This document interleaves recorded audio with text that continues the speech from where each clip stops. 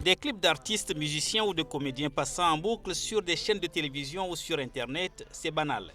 Mais jusque-là, rien d'anormal. Le problème, c'est quand ces artistes dont les œuvres sont diffusées ne perçoivent pas les droits liés à leur création qui constituent leur bien. La question vient d'être passée en revue à Dakar par d'éminents experts et personnalités venus des quatre coins du monde. Le créateur aussi doit pouvoir gagner de l'argent avec son œuvre pour pouvoir continuer à vivre et à créer. Il faut absolument que nous le comprenions. Il faut que ceux-là même qui sont des intermédiaires, les éditeurs je veux dire, c'est-à-dire les propriétaires de télévision, ceux-là même qui utilisent les produits de ces comédiens, de ces acteurs, de ces créateurs, de ces réalisateurs, etc., qu'ils paient. Pour les organes et services en charge de collecter ces droits en vue de les reverser aux auteurs, c'est un véritable casse-tête.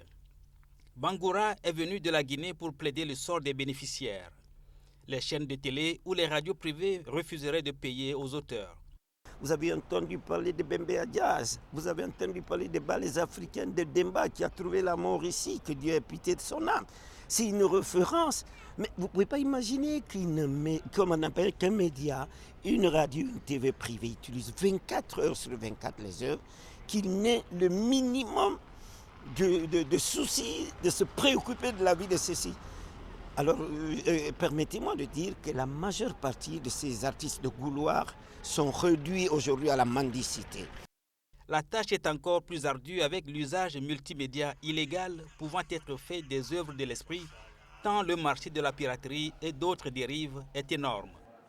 Donc c'est d'abord le rôle de l'État en tant que régulateur, en tant que disposant de la puissance publique, d'organiser chaque espace en tant que tel.